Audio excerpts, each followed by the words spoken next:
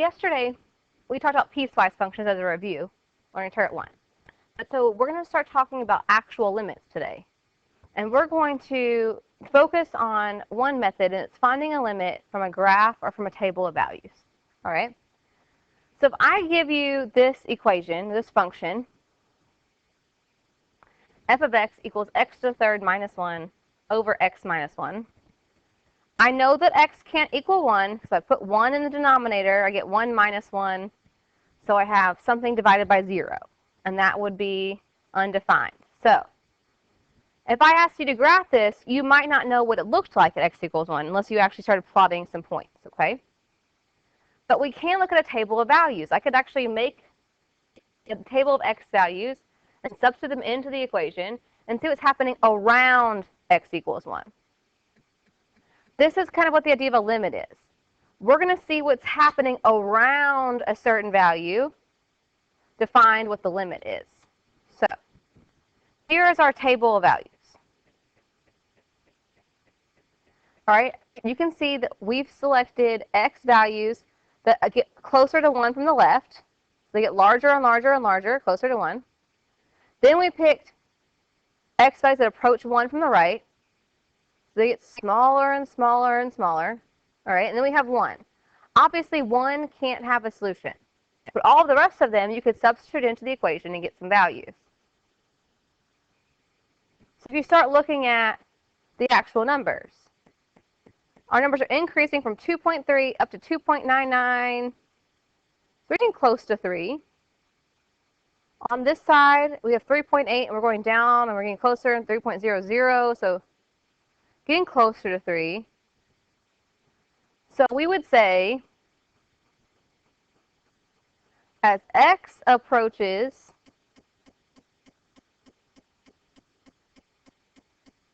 one, f of x, which is just y, f of x approaches 3. Right? Now we know it can't actually equal 3, but our function around 1 is getting closer and closer to 3. Right? Again, that's kind of the idea of a limit. As our x value gets closer to a value, what does our y value get close to? So if you look at the actual graph, all right, it's just a parabola with a hole. Right? And that hole is at 1, 3. So again, as x approached 1, y approached 3. And so we have a hole there. All right? So this brings about the idea. If f of x, or y, becomes close to a single value as x approaches some constant from both sides, then the limit of f of x as x approaches that constant is that number. So all that being said is, like what I said up here. As x approaches 1, f of x approaches 3. So in this case, the limit of f of x would equal 3, because it's getting closer and closer to that y value. So limit values are always the y value of the function, or the supposed y value of the function, since there's not actually a number there, the gap. Now we write this like here, all right? And we say the limit of f of x as x approaches 1. That's what all of this says. The limit of f of x as x approaches 1 is 3. All right? We saw that in that graph. We saw that in the table. As x got closer to 1, the y value got closer to 3. That's the idea of a limit.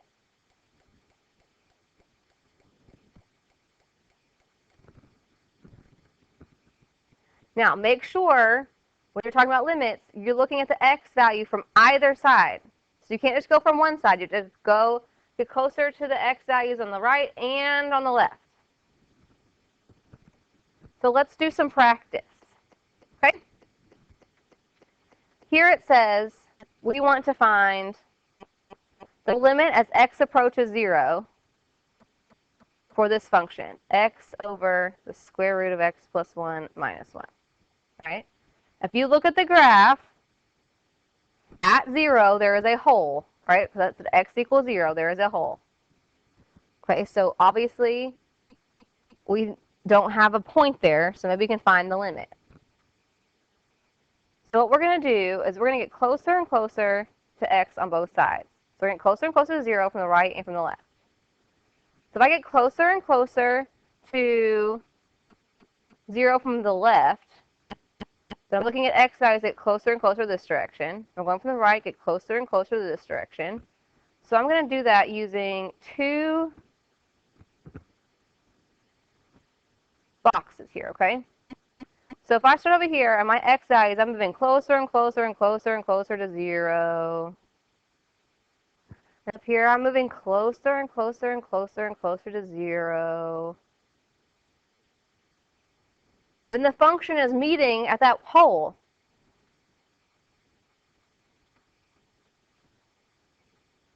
If this is 1 and this is 2. So this point would technically be at 0, 2, if there was a point there. Well, you can see that the function gets close to that point. So the limit value is actually 2.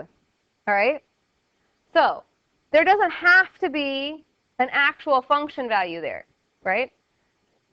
0, 2 does not exist. That point doesn't actually appear.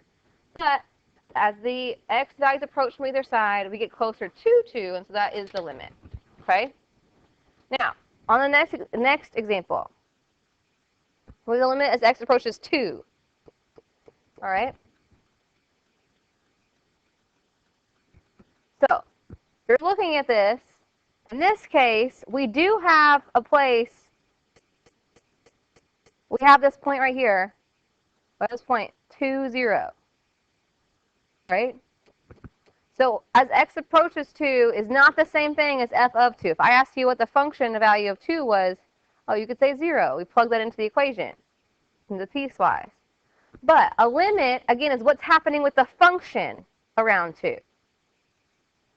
So because of that, if I start following the function and get closer to 2 from the left, and I follow the function, I get closer and closer to 2 from the right, then I'm getting closer and closer to this point right here. All right, again, a limit is all about what's happening around the point on the function, not what the specific point is, or what's happening around it. It's approaching what value. So this point is at, looks like 2, 1. So as x approaches 2, the function approaches 1. Okay, that's kind of confusing. Yes, there is a point that exists here, but that's not the limit. The limit is what's happening around on the function. So again, we have this line up here, and we're following from one side, following from the other side. Wherever that line approaches, if it meets, that's going to be the limit, not what that when x equals 2, what that is necessarily. Okay. Now, if they happen to be the same thing, that's different. Because we have two different things going on, so the limit is 1. So you should be able to look at a graph and follow it and be able to give me the limit. Okay? Now we're going to practice a little bit. Okay? So it says we have the limit as x approaches 2 for the function x minus 2 over x squared minus x minus 2. It has a note here. If we substitute x equals 2 into the function would be undefined because the denominator would be 0. We'd have 2 squared minus 2 minus 2. Well, that's 4 minus 2 minus 2. And so, yes, that's 0. So that denominator would be 0, and we have an undefined situation. So we can't actually put 2 in there. So we're going to make a table. So I want to get values that get closer and closer and closer to 2. That is why I chose 1.9, 1.99, 1.999. It gets closer and closer to 2.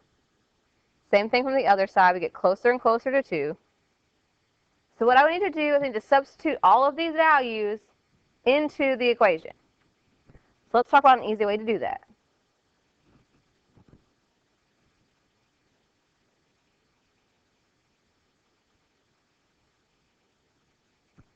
You go to y equals, I need to turn my statistics stuff off. Okay.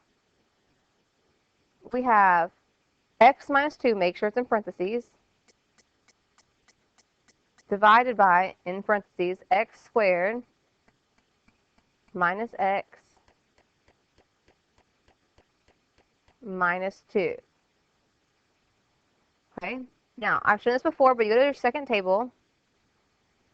You can set it up so that you can pick any value you want for x. And you do that again by going to second table set, and you set the independent variable to ask.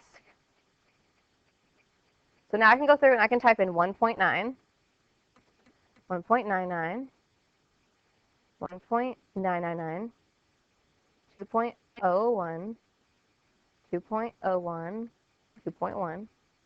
And I have all of these table values. So if I fill them in, at 0.3448, 3345, 0.33334, 0.3332, 0.332. Then the last one's 0.322. So if we're looking to see what's happening, so we get closer here, we get closer to 0.33. So from this direction, we're getting closer to 0.33. And the decimal point 33 repeating is just 1/3. So the limit, as x approaches 2, of x minus 2 divided by x squared minus x minus 2 is 1/3. All right? If you want to look at a graph of that, zoom 6.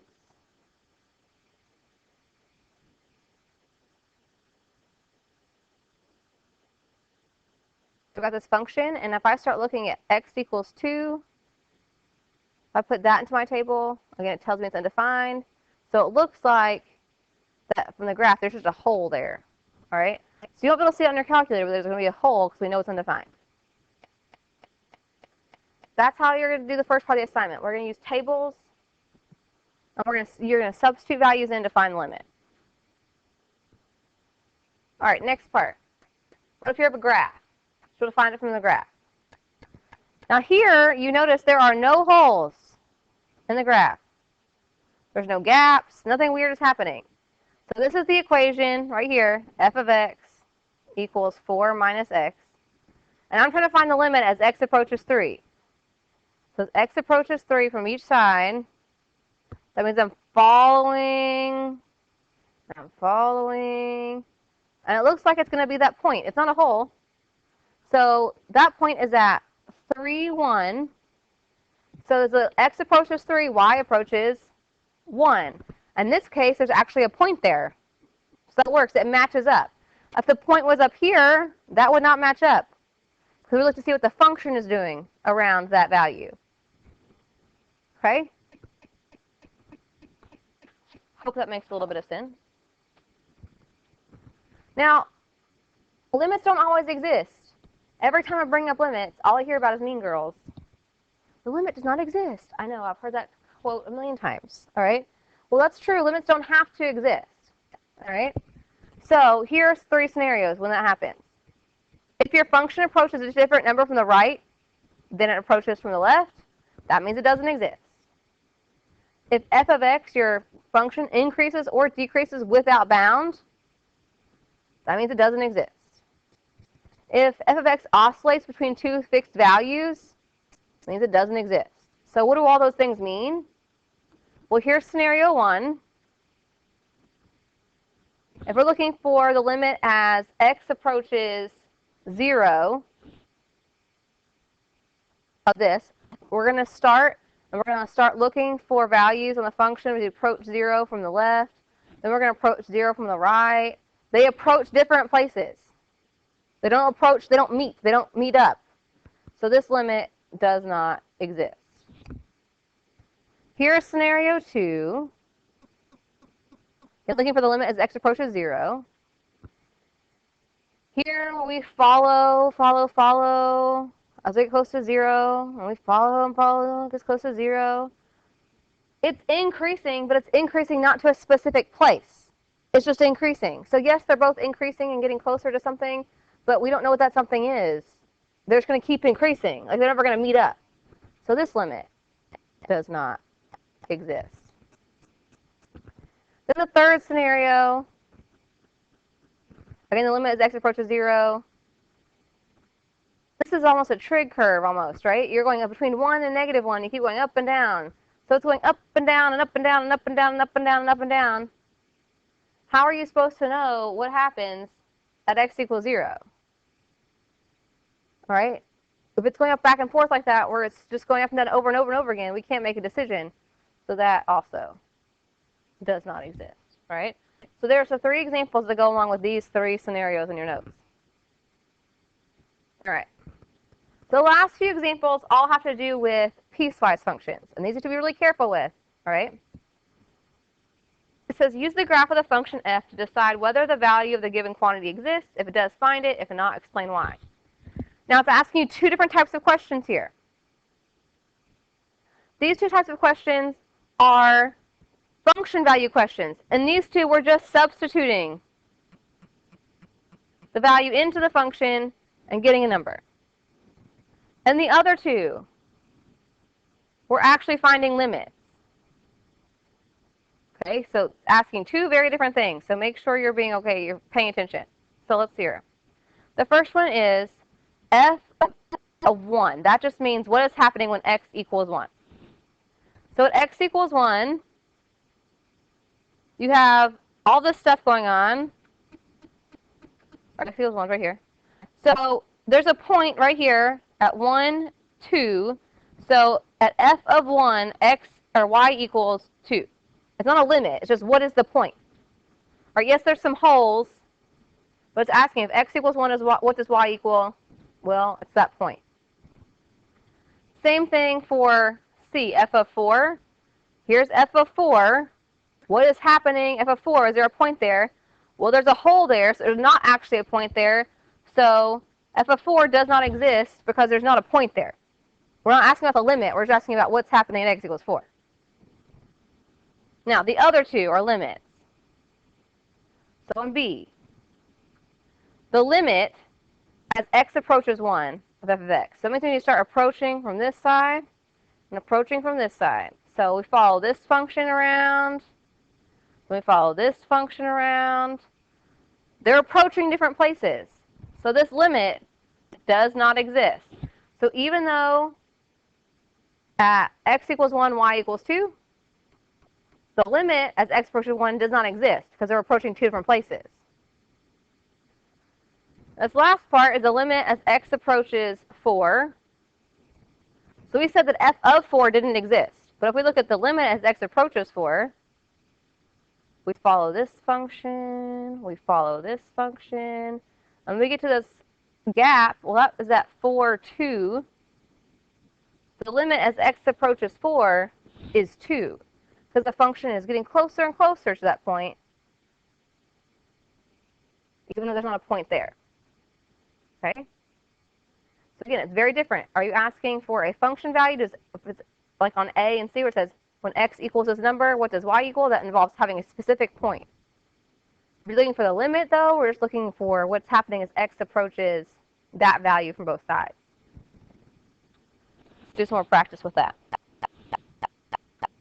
The limit as x approaches -2. We're approaching -2 from both sides, so we follow the function. The limit as x approaches -2, there's a point here at -2, 3. The limit is 3 because from both sides we're approaching the same place.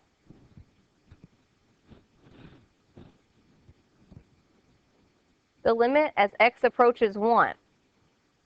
So here and here. So we'll follow here, this function. Over here, we got to follow this function. They're approaching 2 different places. So that limit does not exist. From one side, we're getting close to this point. From one side, we're getting close to that point without meeting up.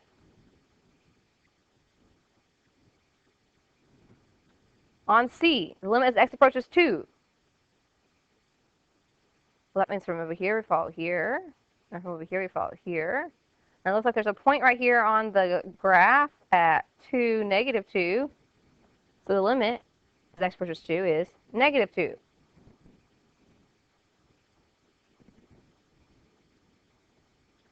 The limit as x approaches 3.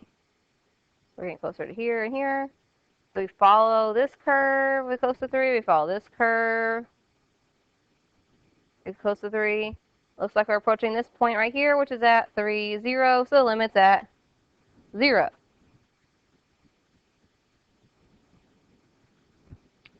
Limit as x approaches 4. Over here, we're going to follow this curve, and over here, we're going to follow this curve.